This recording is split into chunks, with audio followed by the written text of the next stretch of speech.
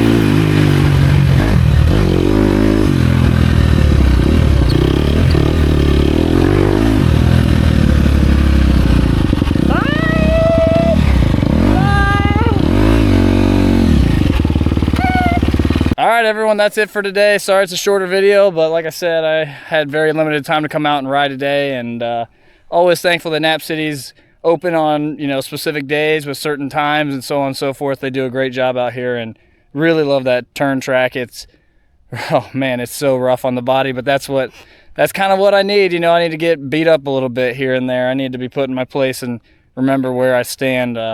Every time I think that I got the ruts figured out, I come out here, ride some pretty intense ruts, and realize real quick I got a lot of learning. So thank you to Nap City, and shout out to Corner Coach once again for bringing me a new seat bump that I can try and give it a go, and it's super helpful out here on the turn track. So there it is, folks. Enjoy the rest of the day, and we'll see you in the next video.